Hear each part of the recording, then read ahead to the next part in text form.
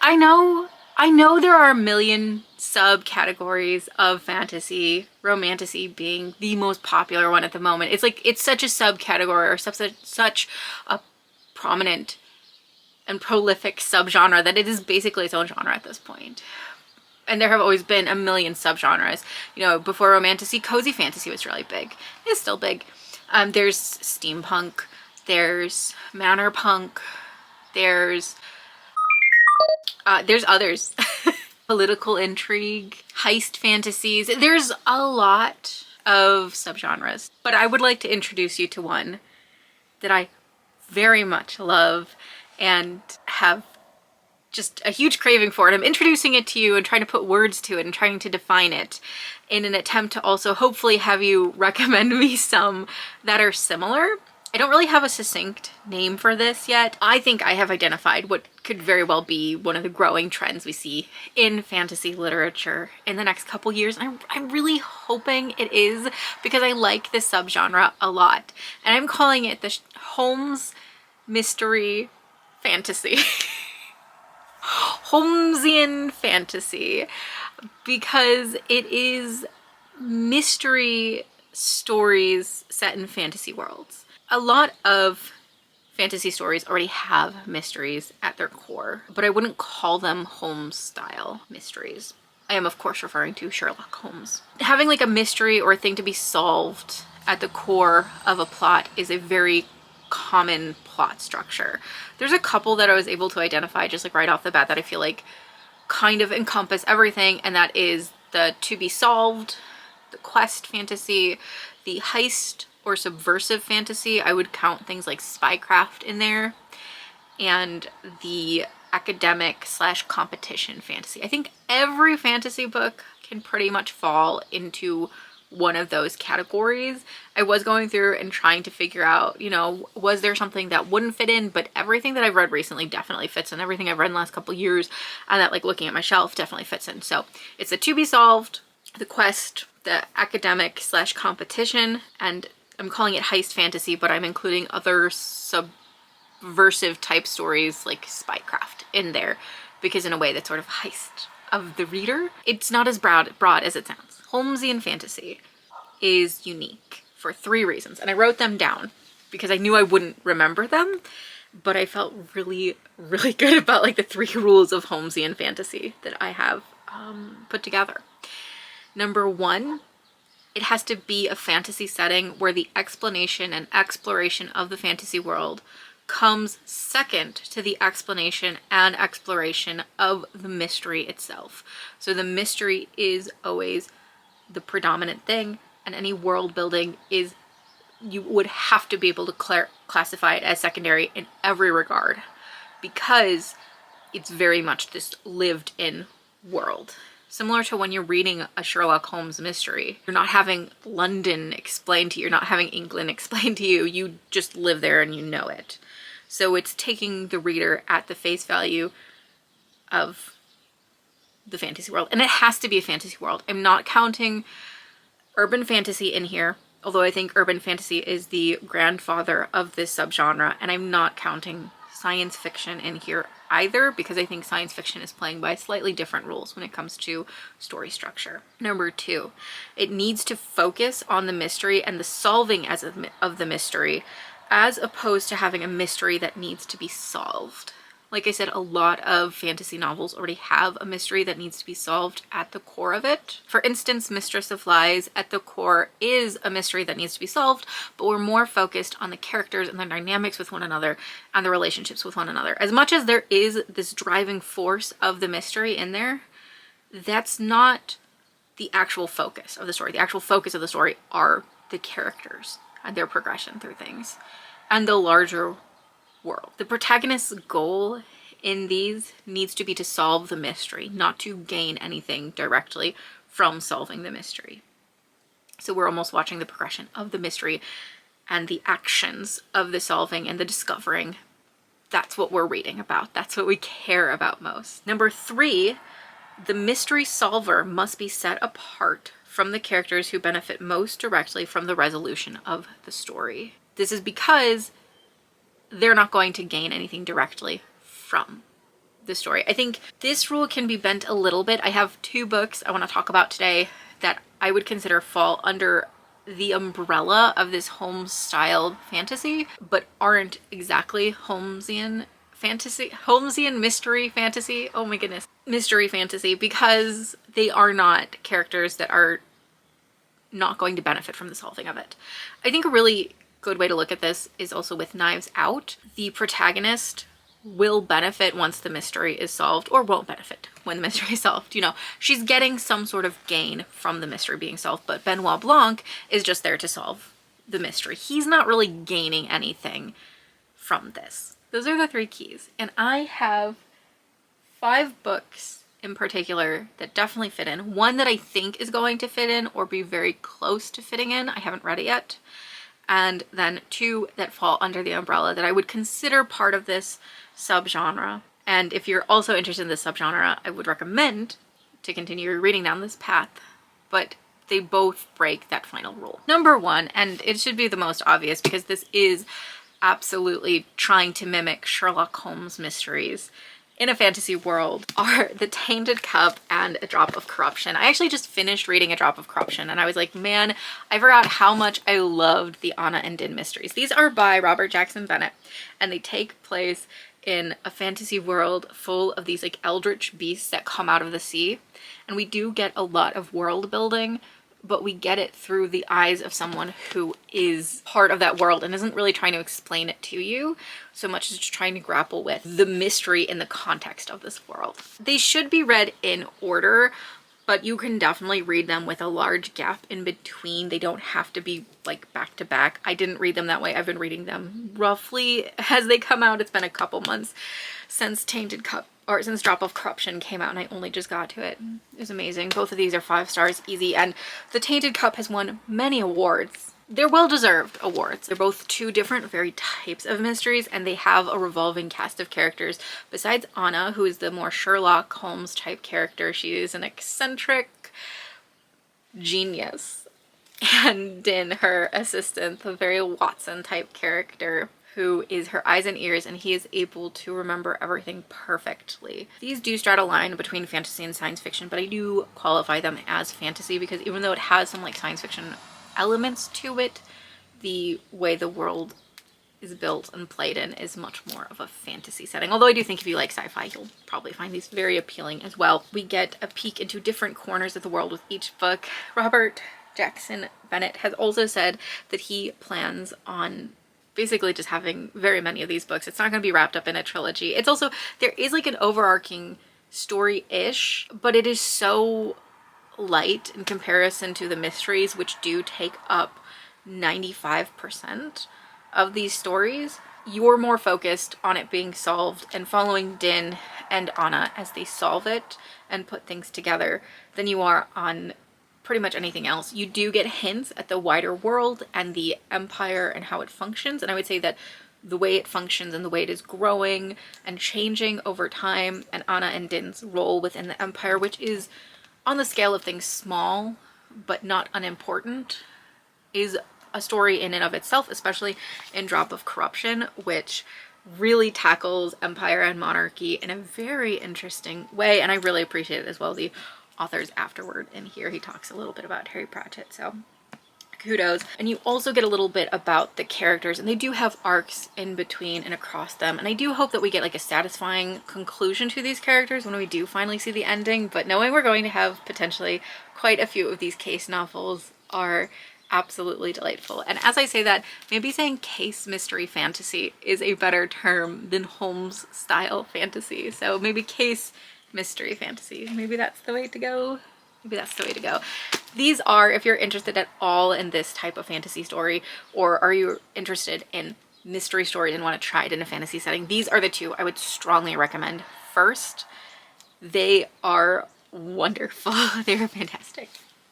Then we have another series that is very much exactly that same thing. It's not Sherlock Holmes in that it doesn't really have a duo of people working, and it doesn't really have that eccentric genius element. They are absolutely case-style mysteries set in a fantasy world, and these are the Cemeteries of Amalho trilogy series.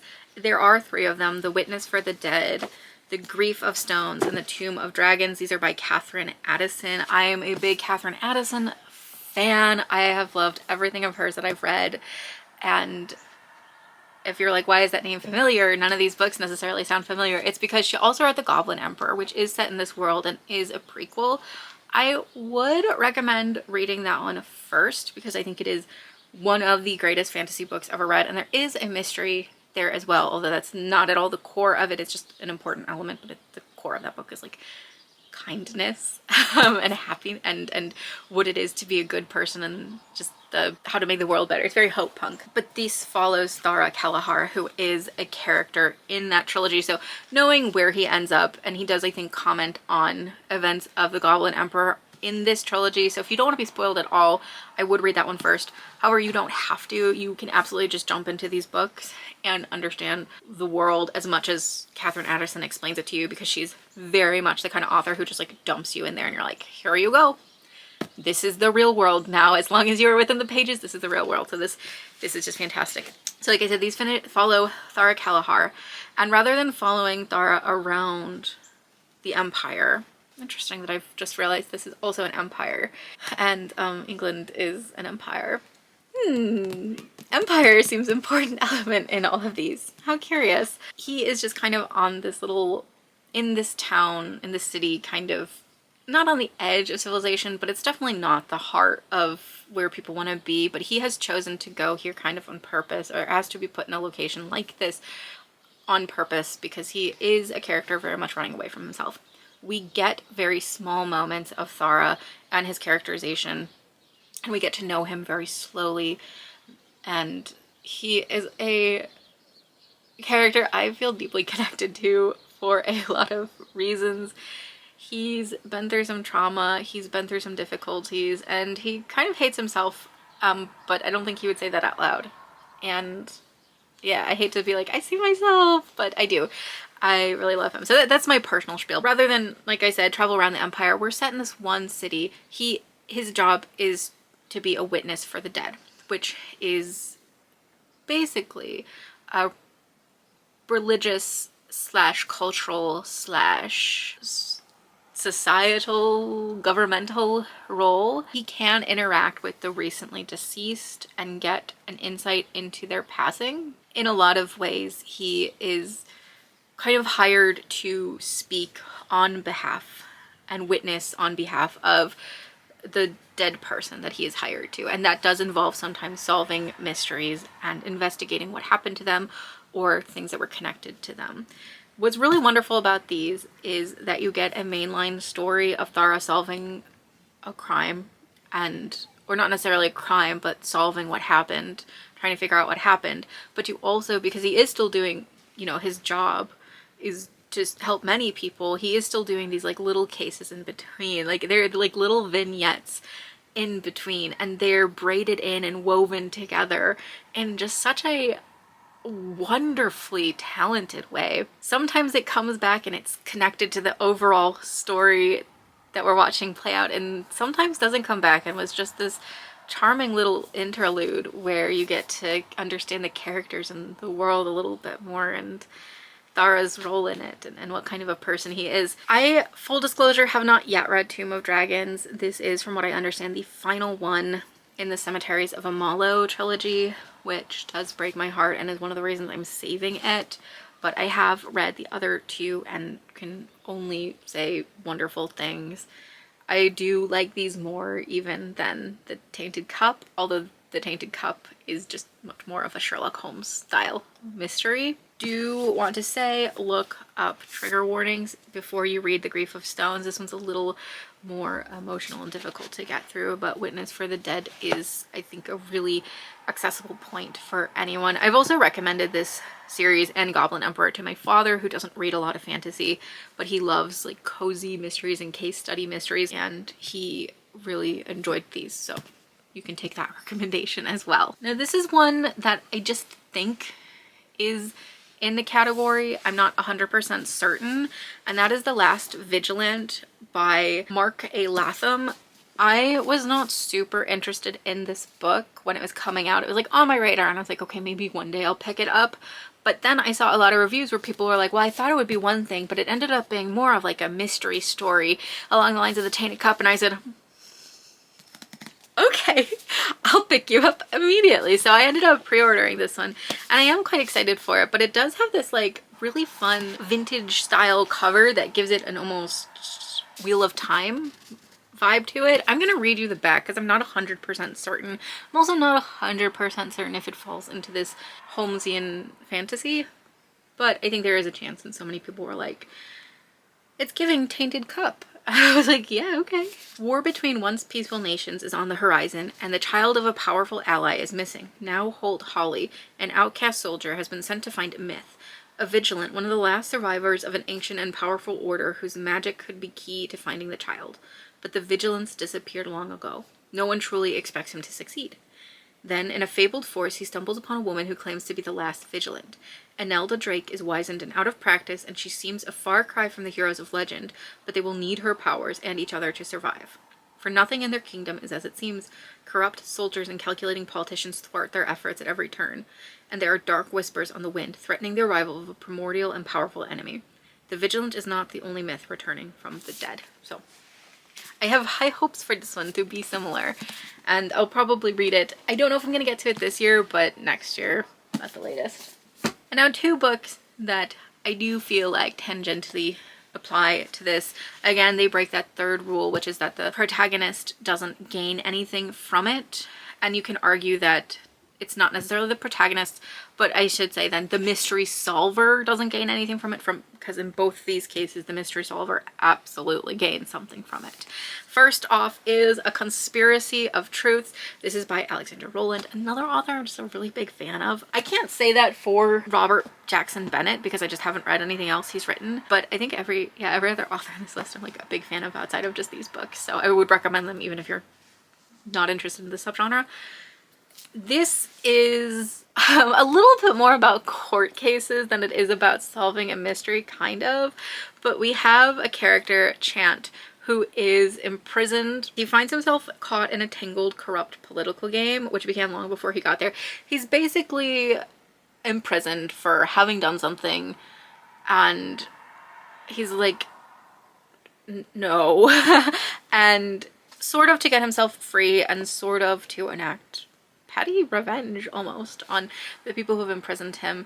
He is working to, from his prison cell, kind of solve what has happened. He has an apprentice who he employs in that way, and he has a lawyer who is also employed in that way, and trying to solve it. But he's also more than just, or on the same level as solving it, he is also pulling at a lot of these levers of power to enact this sort of petty revenge that he wants. And it is kind of a dry book in that our character is not moving around very much and he's telling us a story, but it is very engaging, and it does have an echo of that Holmes style mystery as he's trying to solve it, because that is ultimately the core of the book, and the only thing he's really capable of doing is getting himself out of here with his wits. But it is, I would say, tangential and not truly a part of this subgenre. One that I think comes a lot closer to being part of this subgenre is from one of my favorite authors, is Death of the Necromancer by Martha Wells. This is a bind-up that also has the Element of Fire. Then they republished it last year. They republished them together. We're not going to talk about Element of Fire. It's not relevant. But Death of the Necromancer is maybe one of my favorite fantasy novels of all time. It is definitely in the top 10. It is fantastic.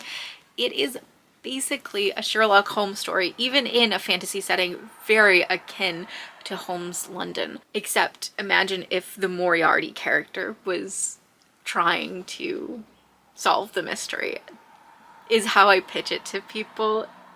We have this brilliant con artist, Nick, who is unfortunately entangled in a plot to have himself murdered by a necromancer, and so he has to, save his own skin. So he is definitely benefiting directly from solving the case, but it is done in the same style as other case mysteries, and it's a standalone, even though the world of Ilrian, obviously there's the prequel, Element of Fire, and then there's The Fall of Ilran, which haven't been republished, but you can still get like ebooks and audiobooks of them.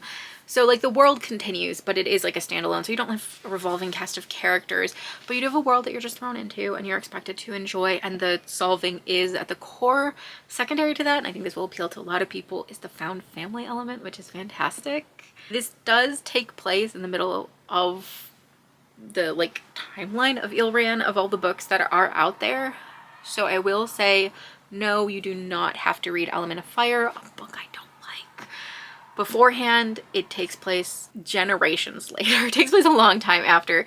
There's no, you're not really losing anything. That said, there's 1 to 2 moments of reveals in Death of the Necromancer that meant more to me having read Element of Fire, and I think if you read them in the other order, would not be as effective. But if I hadn't read Element of Fire, it would still mean something. It just wouldn't be as effective. Definitely, though, read Death of the Necromancer before you read Fall of Ilran if you're planning to. That's key, actually. You can't read Fall of Ilran first. Don't do that first. Read Death of the Necromancer first if you're curious about those books. But this does, I would say, fall tangentially in there. And of every book on this list is probably my favorite to read. But my favorite from the genre is Witness for the Dead. Witness for the Dead. I really do think this is a subgenre that has a lot of potential to grow in the next couple years. It's like this, and then the like progression fantasy in the style of like Dungeon Crawler Carl, I think, are the two that have the most potential in the next couple years. So take that opinion as you will. Please let me know if you have similar recommendations, because I am parched for them. I love them. I obviously have 2 here that I haven't read, and I am planning to read Tomb of Dragons soon, and Less Vigilant probably in the first half of next year, but I'm going to want some after this. Thank God we have a 3rd Anna and Din mystery coming next year as well.